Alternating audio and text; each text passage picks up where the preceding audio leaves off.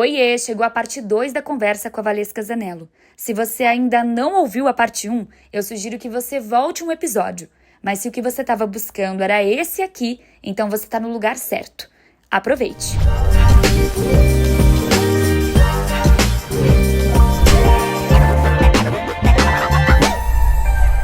E o casamento heterossexual, ele reforça muito esses padrões, né, de vida. Mas eu queria entender, é possível você ter um relacionamento heteronormativo que seja equilibrado em seus dispositivos amorosos? Olha, é possível que seja menos desigual, que tenha mais parceria. Mas eu tenho medo de falar isso, porque dá sempre aquela sensação. Então eu vou conseguir. Eu acho que o grande desafio para as mulheres é não esperem, gente, que o amor não seja um pré-requisito para a sua felicidade, porque é o amor que a gente aprende, que a sua vida é incompleta. Que seja um plus, ou seja, que você tenha condição, caso você encontre um cara muito legal, que no Brasil é difícil, né? Que você possa dizer, bom, tá valendo a pena. Quer dizer, aquilo que eu invisto, eu também recebo. Porque aquela simetria que eu falei é isso, a gente está acostumada a dar 100. Nossa, nosso tempo, a nossa energia, antigamente vou no banco pagar uma conta, vou resolver o problema dele no Detran, mas ele não faz nada por você. Ele não vai nem na farmácia comprar um remédio para dor de cabeça quando você tá mal. Então, assim, a gente está acostumada a dar 100 e receber 5. E quem de nós recebe 10? Nossa, Thalita, ai que lindo, ele comprou um bolo no dia do seu aniversário. Gente, isso é o mínimo. A gente está tão acostumada à migalha de amor que quem recebe um pouquinho mais a gente acha que tirou sorte grande. Então a gente tem que elevar esse padrão. Quando você aprende a solitude, estar bem com você e assim nutrir de outras fontes que não só o amor romântico, amizade, ter prazer, ter seus hobbies, sua família, gente, viajar, fazer tanta coisa legal, usufruir daquilo que dá prazer a você e você tem que descobrir o que é. Ter um homem é legal, mas não é um pré-requisito. Você tem mais chance, inclusive, de ter critérios para dizer, bom, tá valendo a pena ou não está. E os relacionamentos homoafetivos? Eles também estão presos à prateleira do amor ou eles conseguem fugir disso? Não, lembrando que a prateleira é uma metáfora. Sim. E tem a ver com a organização, a configuração das emoções. Por exemplo, um homem gay não deixa de ser homem. Uma mulher lésbica não deixa de ser mulher. Acho que é um ponto importante, tem a ver com essa socialização. Porém, a configuração, imagina, a gente tem igual um bolo, 2 ingredientes. Uma coisa é dispositivo amoroso e materno com dispositivo de eficácia. Prateleira do amor, assimetria. 2 lésbicas, dispositivo amoroso e materno, dispositivo amoroso e materno. Mais chance de ter uma relação simétrica. Mais chance de dar e receber com mais equilíbrio. Neste quesito, ser lésbica é um fator de proteção para a saúde mental das mulheres. Tá? Neste quesito, em outros talvez não. O que não quer dizer que uma mulher lésbica não possa ser abusiva e violentar outra mulher lésbica. Veja que a Lei Maria da Penha protege essa mulher de um abuso cometido por homem ou mulher. Por quê? Porque é a vulnerabilização desta mulher nesses dispositivos. Então uma mulher também pode lucrar com dispositivo amoroso e materno. Só que é mais raro, né? Eu não gosto de falar da exceção, os homens amam isso. Eles adoram tirar da discussão a regra para falar da exceção, quando falar da regra ainda não foi esgotado. Então precisamos falar da regra. Para os homens gays, a gente vai ter aí uma hipervirilidade sexual. Meu próximo livro eu vou falar muito sobre isso. Então, assim, é muito importante dizer que o homem gay, ele não subverte o dispositivo de eficácia e principalmente não desconstrói a misoginia. O mundo gay é profundamente misógino. A gente fez pesquisa sobre isso, se reproduz uma hierarquia, né? Dentro da casa dos homens gays, onde o gay afeminado ocupa uma posição pior. Então, assim, são as POCs, são as bichas pão com ovo. A gente vai ter aí uma interseccionalidade ainda profundamente também racista. Homens negros gays também estão num lugar inferior, classista, né? Essa bicha, pão com ovo, é um homem gay, pobre. Então a gente precisa falar sobre isso. Então isso apareceu na pesquisa dos xingamentos que eu fiz com um aluno, o Felipe de Baeri. Que interessante. E a Casa dos Homens, o que é? Então a Casa dos Homens é uma metáfora que foi criada por um sociólogo francês, que é o Daniel Velzerlang. E assim, como a prateleira, então, mostra ou figura pra gente, para que a gente possa visualizar como é que se dá o processo de a aprendizagem dessa masculinidade. Então, seria uma suposta casa, onde, para atravessar de um cômodo para o outro, você é testado por homens que já foram chancelados em certos aspectos da masculinidade. Homens mais ricos, homens mais bem-sucedidos, homens mais velhos, homens que já transaram, comeram mais mulheres. Só que não existe um quarto final. Então, assim, a masculinidade é sempre o dar a prova perante os pares, porque quem avalia os homens são os próprios homens. Então, a masculinidade, ela é homoafetiva e homossociável. O amor dos homens é direcionado para outros homens.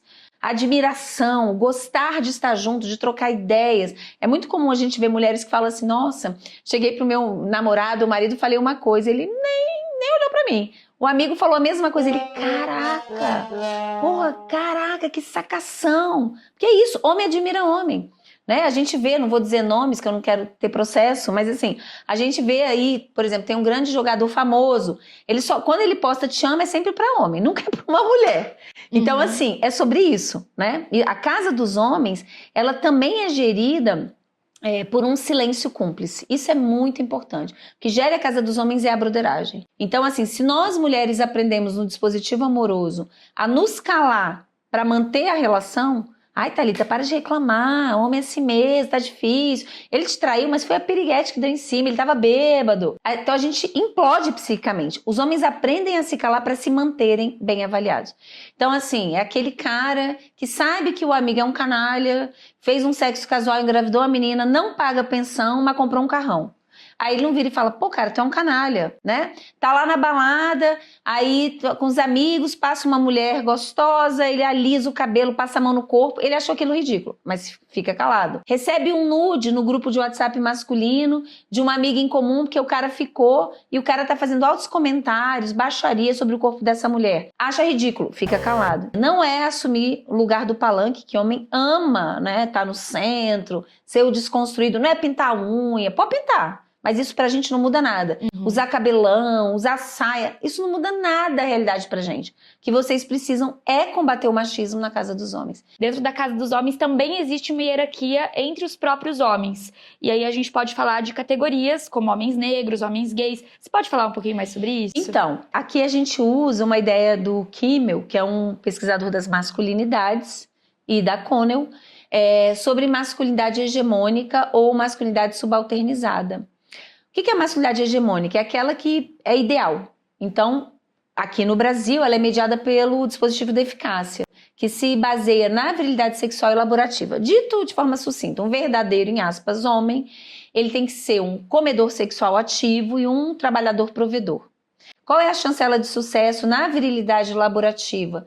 Dinheiro e status. Inclusive, isso aumenta a chance dele ter acesso à prateleira do amor e ter acesso a uma mulher bem localizada, porque gênero é interacional. Então, isso aumenta o valor dele como homem, da mesma maneira que ser desejada pelo Zezinho da esquina ou por um cara super famoso, também faz um upgrade para a mulher na bolsa do amor. Bom, mas assim, o que é importante? É que a gente vai ter homens que vão conseguir se aproximar um pouco mais desse ideal. Nenhum homem ocupa totalmente esse ideal, muito difícil, tá? E homens que vão estar mais distanciados. No Brasil, essas hierarquias são marcadas pelas forças estruturantes que eu já falei. Então, sobretudo, a questão racial e homens gays que são entendidos no imaginário como apassivizados ou muito próximos daquilo que é considerado feminino, né? O país é misógino. Porém, isso é muito importante. Essas parcerias, essa cumplicidade ocorre mesmo em homens em hierarquias diferentes. E, sobretudo, na escolha de um objeto pelo qual se tem repúdio. Então, por exemplo, um homem branco e um homem negro viram assim, nossa, você viu aquela rabuda? Fazem objetificação sexual, que é uma forma de misoginia, eu quero falar disso, que eu acho que é importante. Então, a mulher é o objeto que sofre a violência. Às vezes, um homem branco hétero, um homem gay hétero, um homem gay branco, fazem parceria no racismo. Então, vão fazer uma piadinha, um racismo recreativo. Então, assim, a gente vai ver como é que essas diferentes hierarquias fazem parceria. Isso é muito importante, porque é fluido. Mas o principal objeto que é, digamos assim, dessubjetivado, desumanizado e objetificado são as mulheres. Por quê? Porque dentro da masculinidade, principal emoção, principal emocionalidade que é interpelada nos homens é a capacidade de objetificação sexual das mulheres. Essa é a carteirinha de pertencimento. Mesmo homens gays, é comum contar em entrevistas que na escola, para fugir da homofobia, levavam naquela época, né, Playboy, ou vem com algum tipo de nude de uma menina para mostrar que é macho, ou inclusive praticam homofobia contra um gay afeminado para fugir daquela violência homofóbica. Então, a objetificação das mulheres é interpelada desde que os meninos nascem, em brincadeiras do tipo: prenda suas cabritas que o meu bode está solto, né? O menino tá brincando com a menininha, e aí é só namoradinho, um menino de 2 anos. O pai pergunta, não tem lógica. Não. Ele vai aprendendo que a relação possível e desejável com uma mulher é pela objetificação. Tanto é que o homem que tem muitas amigas, os amigos brincam: isso aí não come ninguém, é arroz. Ele vai, inclusive, sofrer bullying dentro da casa dos homens. Qual que é o papel da pornografia na manutenção dessa teoria? Não, é total. A pornografia é a principal pedagogia afetiva para a objetificação sexual. Por isso que a pornografia é ruim. É péssima. E não é por sentido moral, não vai para o céu, Deus, não é nada disso. É o tipo de emocionalidade. Inclusive, a gente está tendo cada vez mais homens viciados em pornografia, porque eles são bombardeados. A gente tem 2 tipos de pornografia: a soft e a hard. A soft atravessa o nosso cotidiano. Você sai ali, tem um outdoor, uma bunda de mulher para vender uma cerveja. A gente tem uma mulher nua para vender um carro, né? Uma coisa assim horrorosa. O tempo inteiro o corpo da mulher sendo objetificado em tudo, na televisão, cenas de estupro que são naturalizadas, mas a gente não vê estupro masculino, mesmo que exista. O que é aceitável ou não é aceitável? Quanto o pornô mais hard, que hoje em dia é mais acessível, super acessível pela internet para crianças. Então a gente está tendo cada vez mais homens viciados em pornografia e isso afeta a vida sexual deles. Porque na pornografia você tem um controle. Então você está vendo lá, primeiro, um tipo de mulher, é um tipo de prazer que é inexistente para as mulheres comuns, né? Então assim, ele aprende uma sexualidade muito deturpada e dificilmente ele vai conseguir reproduzir. E quanto mais ele vai ficando viciado, mais ele precisa de um pornô mais hard. É igual cerveja. Você toma uma cerveja, não vai ficar bêbado. Você precisa depois tomar 2 copos. Se você vai tomando todo dia 2 copos, daqui a pouco vai ter que ser um whisky. Ou seja, você vai tendo um nível de tolerância. Isso funciona, inclusive, em termos neurocerebrais. Então, assim, isso afeta a vida real sexual desses homens. É muito triste. Uma coisa muito legal que você diz no livro, muito interessante, é que os meninos, quando eles são adolescentes, eles têm menos acesso a poder econômico, né? Então, eles não estão trabalhando, geralmente é o dinheiro que os pais têm, mas todos eles podem ser homens viris. Então, o acesso à pornografia, à sexualidade é muito maior nessa época. Isso fez muito sentido pra mim. É estimulado, inclusive, né? Se o menino não tem isso, o pai, assim, às vezes... Até leva no puteiro. Exatamente. Eu orientei um doutorado do Henrique Campagnolo. A gente, inclusive, vai fazer um livro com o levantamento que a gente fez no Brasil sobre imaginário erótico e comportamento sexual, desejo e comportamento sexual dos homens brasileiros. Mas, assim, é impressionante como pré-adolescente... O pai, nunca transou, não, né? Não tem essa coisa de ficar falando da menininha, de querer passar a mão. O pai leva pro puteiro. É muito comum ainda a iniciação sexual no Brasil com prostituta. E muitos desses meninos, desses homens, não têm coragem de falar, mas na entrevista apareceu isso, que foi muito ruim, desagradável e que muitas vezes eles não conseguiram nem transar. E que depois, isso é muito interessante, que depois, pelo consumo da pornografia, eles foram se dessensibilizando. Então, uma coisa que para eles, no começo, foi repúdio total, uma coisa às vezes até nojenta. Eu olhei aquela mulher, sabe, tipo, meu Deus, nada a ver, mas depois passa a ser normal. Então a dessensibilização, com a desumanização da outra, é algo que a pornografia imputa e que infelizmente cada vez mais é um pilar da masculinidade no Brasil. Aqui no Brasil, a música sertaneja também tem um papel fundamental nessa pedagogização, né? Total, total. O que apareceu muito na pesquisa sobre as músicas sertanejas, por exemplo, com os homens, apareceu muito o álcool como instrumento de socialização. Sim, porque não vai no show sertanejo e não bebe, não tem Não, como. e do homem, eu vou chorar, assim, sempre música na sofrência, mas assim, vou afogar no álcool e sempre socializada com os amigos. Para as mulheres, é puro dispositivo amoroso, gente, é triste. Mesmo quando aparentemente ela está tentando superar isso. Então, eu vou botar a saia tal, a make-up tal, ou seja, vou tentar estar num lugar bom da prateleira. Quando as mulheres cantam, você diz? quando as mulheres cantam. E as letras, a gente fez análise durante 3 anos das principais músicas sertanejas ouvidas no país. Então foram 300 músicas. Isso também está publicado, tem um artigo, foi com a Maria Gama. E foi muito interessante, assim, como é que reproduz essa lógica da prateleira, do dispositivo amoroso e o empoderamento, que é uma palavra que eu acho muito ruim. Para mim, todo empoderamento é colonizado, principalmente agora que foi cooptado pelo neoliberalismo, que se vende aqui se empoderar é ocupar um lugar melhor na prateleira. Então, vai melhorar sua autoestima, vai comprar uma roupa, vai fazer make-up, arrumar seu cabelo. Então, assim, é sempre melhorar sua posição num jogo cujas regras você não escolheu. Eu sou a favor da emancipação, tentativa de mudança das regras do jogo. Por isso que a educação é tão importante. Você também falou que é abolicionista de gênero. Sou abolicionista de gênero. Explica isso pra gente. Eu acho que é o seguinte, bom, primeiro, a gente está vivendo um momento muito complicado, com muitas disputas epistemológicas, teóricas, e muito desentendimento. As pessoas usam a mesma palavra para falar coisas diferentes. Eu acho que um campo que tem sido muito disputado é a palavra gênero. Gênero tem várias acepções e parte de teorias e pressupostos epistemológicos distintos com consequências distintas e muitas vezes antagônicas. Então a gente tem que saber do que a gente está falando, né? Eu venho da filosofia da linguagem também. Para mim, categoria teórica é uma coisa importante. Do ponto de vista da socialização, num país sexista, nascer com um certo corpo te coloca em lugares sociais muito diferentes. Então, pergunto para as mulheres que estão me assistindo. Se você tivesse nascido lida como um homem, sua vida teria sido muito diferente, né? Se você tivesse um pênis na nossa sociedade, provavelmente você ia estar em lugares bem diferentes do que o que a gente ocupa. Gênero vem, então, como uma leitura social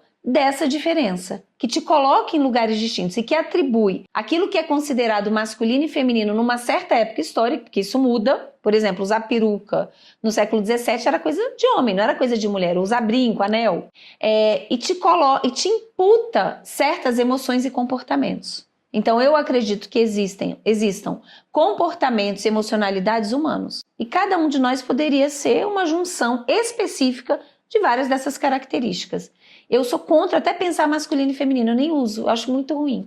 Porque quando a gente fala masculino e feminino, você essencializa, né, certas emoções e comportamentos. Então, ser abolicionista de gênero gênero não deve existir. Quer dizer, você nasce com corpo existe, sexo existe. A gente está vendo aí, enfim, eu sou bastante crítica dessa ideia de que sexo é mera atribuição. Primeiro, existem diferenças corporais.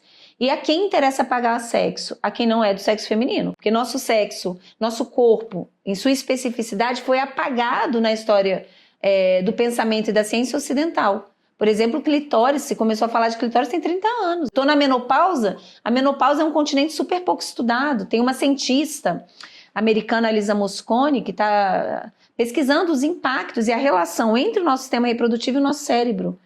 É surreal, assim. A menopausa é uma regênese cerebral. A gente sabe muito pouco. Eu acho que a gente merece ser visibilizada e ter a ciência também em prol da nossa corporeidade. Então esse é um ponto. Mas existe também o sexo como categoria social. Então mesmo a mera, em aspas, designação não é mera, porque isso cria realidade social. Você lida de uma certa forma que estratifica e que hierarquiza as pessoas, isso serve para raça e para sexo, te dá um destino diferente e te dá recursos culturais distintos. Então, abolir o gênero como ideal, porque isso, né, provavelmente é isso, numa vida é impossível, bote aí, se a humanidade estiver por aqui muitos séculos, né, é abolir essa ideia de que por ter uma especificidade corpórea, você tem um destino marcado, ou seja, que as diferenças físicas não sejam transformadas em desigualdades sociais. Perfeito. Valesca, e você tem um objetivo pessoal que a gente consegue enxergar de longe, que é promover o letramento de gênero cada vez mais cedo, né? Para crianças, inclusive. Você pode mostrar pra gente o seu novo livro? Contar pra gente? Então, bom, eu vou falar dos livros primeiro em geral. O primeiro livro, né, que saiu, que foi fruto aí de 13 anos de pesquisa, que é o Saúde Mental, Gênero e Dispositivos, eu escrevi no meu pós-doutorado, que é onde eu crio as categorias dos dispositivos. Então é importante dizer que eu não acordei um dia e tive uma ideia, não tirei do nada. Isso foi fruto de muita pesquisa científica. Então eu crio essas categorias que são instrumentos que não existem em si mesmas também, mas que são instrumentos que nos ajudam a entender e visibilizar certos fenômenos que precisam ser nomeados, trabalhados e tal. Então, a partir desse livro, eu escrevi esse livro de bolso, que é A Prateleira do Amor, que a gente já falou aqui, que é um livro acessível para sair da universidade, para promover letramento de gênero, para as mulheres e para os homens em geral. Ai, gente, comprem. Ele é muito bom, ele é muito fácil de entender, ele é muito pedagógico. Tem QR Code, vai para os vídeos, né? Eu li em 3 dias esse livro e grifando ainda, estudando ele, e assim, é muito gostoso. O QR Code é legal também, que a gente tem acesso aos seus vídeos em que você explica muitas vezes parte da teoria. Sim. É sensacional. Aí o baralho, que foi desenvolvido eu e comigo e com a professora Elígia Feitosa, que é uma professora da UFSC. O baralho, gente, tá maravilhoso, chama-se Emancipação. Eu falei que eu não gosto da palavra empoderamento. Jogando contra o machismo. Aí dá pra ver, as cartas são lindas. Como é que é esse baralho? É um jogo mesmo? É um jogo, é tipo imagem e ação. A parte do design gráfico é da Maria Clara Bach, que é maravilhosa. E assim, são quatro eixos. Um é baseado no dispositivo amoroso e materno para meninas e mulheres. O outro é dispositivo da eficácia para meninos e homens. Raízes culturais do machismo e violências contra as mulheres. E 13 cartas, saiba mais. Então, assim, nas cartas, é para adolescentes e adultos, então a partir de 14 e 15 anos. E assim, as cartas são baseadas na realidade do nosso cotidiano, sobretudo na escola. Então, os meninos avaliando as meninas. A menina que ia para uma festa, acordou menstruada, com uma espinha, não vai porque vai encontrar com crush. Então, a questão do corpo e do ideal estético. Enfim, tem inúmeras cartas de homofobia. E tem vários comandos. Então, assim, é bem bacana. Tem sido usado em muitas escolas, por psis, por amigas. Que legal! E para comprar, esse não tem na Amazon ou nas livrarias. Então, é pelo e-mail jogandocontromachismo@gmail.com. E também estou organizando com a professora Patrícia Valim, que é historiadora da UFPA, a coleção pela editora Contracorrente, chamada Mulheres Insubmissas. O que é essa coleção? A gente elencou 20 mulheres que foram esquecidas na história do Brasil, que são fantásticas, maravilhosas, que realizaram muitas coisas nas artes, na ciência, na música, na guerra, no cangaço. E são mulheres que a gente não conhece. Então, essa coleção é para crianças a partir de 8 anos. A ideia é criar possibilidades identitárias para as meninas fora do dispositivo amoroso e materno. Como é que você pode desejar ser alguma coisa que você não conhece? Por exemplo, eu quando eu era estudante, antigamente 2º grau, eu amava exatas, era louca por química. Como é que eu só fui conhecer a história, se vocês não conhecem, procurem saber, da Marie Curie, que foi uma mulher que ganhou 2 prêmios Nobel. Quer dizer, para mim a química era algo dos homens. Então, assim, a ideia é estimular, então, essas meninas. Saiu esse primeiro, que é Maria Quitéria de Jesus, que foi escrito pela Mariana Teixeira Farias. Essa mulher foi fundamental para derrotar Portugal, no sentido mesmo da questão da independência do Brasil. Saiu também Unise da Silveira, que é uma psiquiatra brasileira maravilhosa, incrível, que revolucionou aí o tratamento de pacientes com transtorno mental, escrito pela Milena Pinilos.